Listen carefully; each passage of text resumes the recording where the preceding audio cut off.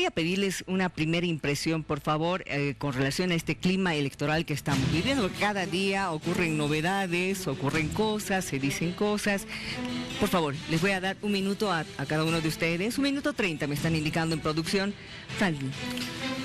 Bueno, yo estoy más sorprendido porque encuentro un órgano electoral que no está actuando como debería, no orienta bien a las organizaciones políticas. Las organizaciones políticas están actuando de forma arbitraria, eligiendo a sus candidatos que están reemplazando a los anteriores sin cumplir los votos de la Constitución.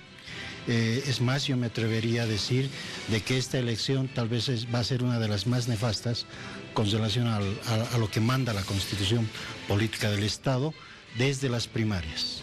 Consiguientemente, es una pena que Bolivia ingrese a primarias vulnerando la Constitución Política del Estado, y el efecto de aquella mala administración electoral lo vamos a tener inclusive después de las elecciones en el cómputo electoral.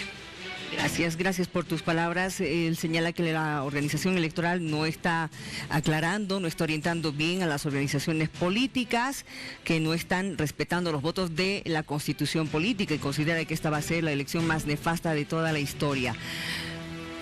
Por favor, Wilson, tienes 1 minuto 30. Bueno, inicio por el tema de las primarias. Nosotros siempre nos opusimos a este proceso, votamos en contra en la Asamblea. Prevenimos que el objetivo era claramente político, pretendía sepultar la derrota del MAR, pretendía electoralizar el país, pretendía adelantar los contendientes contra los que Evo Morales de forma ilegal iba a enfrentar esta elección de octubre. ¿Y qué recibimos? El rechazo, el cuestionamiento de varias otras organizaciones políticas que hoy en ese mar de contradicciones defienden la primaria, ¿no es cierto? Defienden el supuesto carácter vinculante y todo aquello, cuando en realidad lo que tenemos es un carnaval. Coincido con Franklin en que el órgano electoral, ante esta falta de responsabilidad en la conducción del proceso, dice una cosa, tiene contradicción, emite una resolución en la mañana, la corrige en la tarde, y por lo tanto no genera certidumbre para un proceso que es estructural para el país.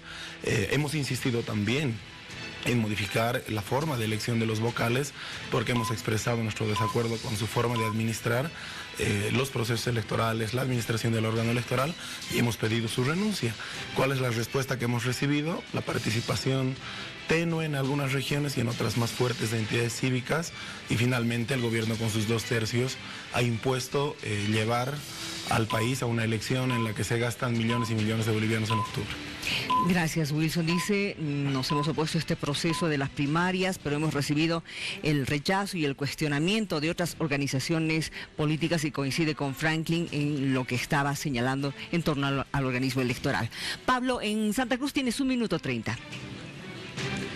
Bueno, la verdad que hay que recordar acá cómo nacen las primarias en nuestro país, y es a pedido básicamente de las oposiciones. Son ellas quienes empiezan a hablar de las primarias y generan el debate, y bueno, lo van pidiendo, y bueno, esto se realiza finalmente, ¿no? El órgano electoral lanza un conjunto de reglas para llevar adelante estos procesos, que se ven después alterados por errores en la propia oposición. Es decir, renuncia un candidato, renuncia un candidato a presidente, renuncia un candidato a vicepresidente, y en la medida en que estas cosas se van dando, el órgano electoral, prácticamente sin comer la uña verde, tiene que resolver a la oposición las improvisaciones que viene demostrando, ¿no? Sería bueno acá, sería deseable también que de parte de las organizaciones opositoras haya una voz autocrítica en este sentido, ¿no?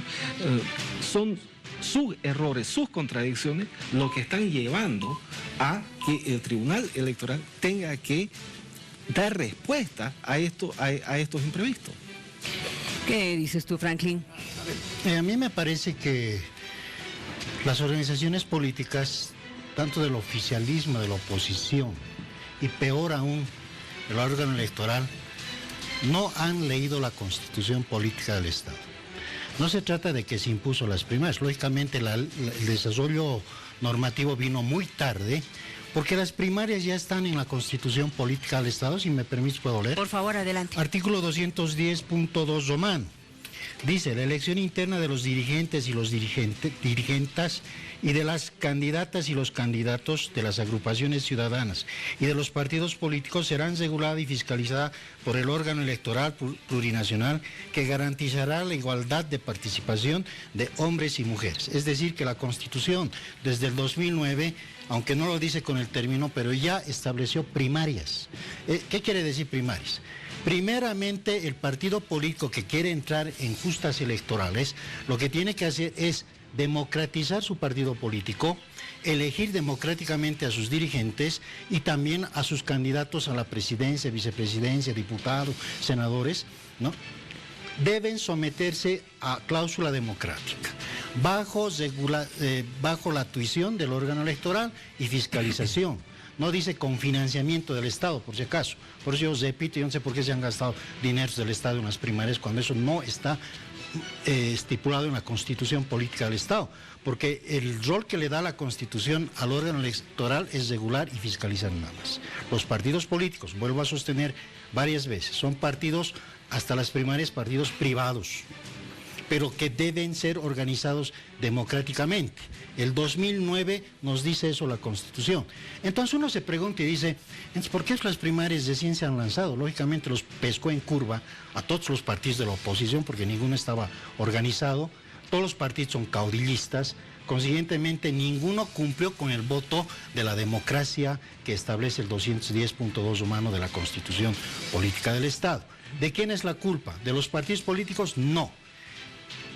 Es culpa del órgano constituido, es decir, del órgano electoral, que no ha sabido dar una lectura correcta al 210 y no ha sabido preparar las elecciones y la vida democrática a partir del 2009. Es decir, que las autoridades actuales han arrastrado los defectos de omisión que han tenido y de negligencia de las anteriores autoridades y anteriores vocales del Tribunal Supremo Electoral. Algunas precisiones, Miriam. ¿Qué decía la anterior Constitución sobre el régimen electoral? ¿Y qué decía la anterior ley de partidos políticos? Decía lo mismo. Claro. Que debería haber democratización, entonces no es una cosa nueva, claro. Pero nunca se estableció el tema de la primaria, si no lo hubiéramos practicado. La anterior ley estableció que los partidos tenían que establecer los mecanismos que tú acabas de leer para elegir candidatos, para garantizar la paridad, la alternancia. En ninguno de esos dice primaria de forma taxativa. Por lo tanto, no es un tema de que no hayamos leído la Constitución. En todo caso, quien no leyó la Constitución e impuso un proceso a la mala porque le convenía cambiar el panorama de la coyuntura que vivía el país, fue el movimiento al socialismo. Yo veo muchas de estas críticas de gente que dice, defienden el referéndum del 21 de febrero, pero participan en el proceso, legitiman al candidato que cuestionan de ilegal. Entonces, ¿cuál es la otra opción? No participar. Y cometemos el mismo error que en Venezuela. O sea, dejamos que el MAS tome el control de todo y nosotros, por respetuosos, entre comillas, no participamos de nada y entonces dejamos al país a merced de un totalitarismo mayor al que vivimos hoy. No, pues, no vamos a cometer semejante locura. Por otro lado, ¿qué dice la ley de organizaciones políticas? El objetivo de la primaria era democratizar las organizaciones. ¿Ha ocurrido aquello? No. Decía garantizar la participación de la militancia. Veamos en el MAS. Ellos han llamado a votar a los cerca de no sé cuántos millones de militantes y funcionarios obligados que tienen inscritos y no han garantizado ni siquiera la mitad. Nosotros les hemos propuesto, cuando se discutió esta ley, que para que la primaria sea de cumplimiento obligatorio, participe igual que en los referéndums, por lo menos la mitad más uno del padrón de cada organización política. No han querido. Ellos fueron los que tuvieron miedo después de proponer el proyecto. No fuimos nosotros, Pablo, los que propusimos marchar con la primaria. Fue el asesor que hoy dirige la campaña de Carlos Mesa que escribió, recuerdo bien, un artículo sobre las PASO, mirando lo que vivía la Argentina, de las primarias abiertas simultáneamente obligatorias. Nosotros, por supuesto que no podríamos estar en contra de los procesos de democratización partidaria, pero hay una contradicción mayor. ¿Cómo podrías haber ido a una primaria sin que hayas regulado y resuelto el tema de tu padrón? No has puesto en las mismas condiciones a todas las organizaciones políticas. Tienes a un FRI que arrastra su sigla de hace 50 años y que tenía que ir a la elección con ¿cuánto de militantes? Teóricamente con 23.000, frente a un gobierno que superaba los 2 millones, si no me equivoco, el 1.400.000 en total desigualdad de condiciones, ¿no es cierto? Creo que esos elementos no hay que perderlos de vista. Hoy finalmente estamos en la carrera y no podemos abandonarla por responsabilidad con el país también. A ver, dejamos que Pablo también responda a lo que acaba de decir Wilson.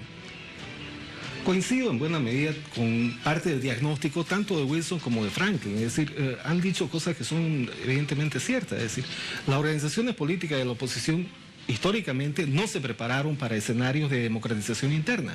Efectivamente, las organizaciones políticas, las organizaciones partidarias de la oposición son instituciones prácticamente con dueños, ¿no? O al menos esa era la situación efectivamente hasta antes de este proceso de primaria. No es ningún secreto esto, es evidente, ¿no? que esto venía siendo así. Efectivamente, han tenido grandes dificultades para realizar este tránsito, ¿no es cierto?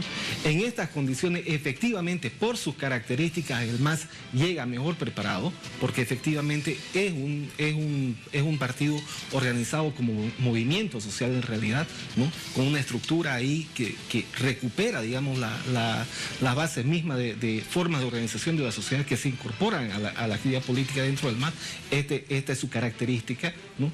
Y en contraste con esto, las otras organizaciones clientelares básicamente se encuentran en gran desventaja y ahora llegan a este momento y se ven en la obligación de improvisar.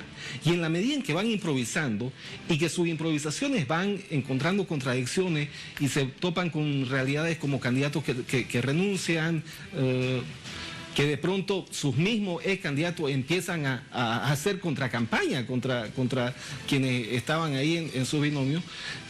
Todas estas circunstancias que escapan de cualquier previsión para un órgano electoral, al cual prácticamente están obligando a que trate de remendar aquello que ellos mismos han ocasionado.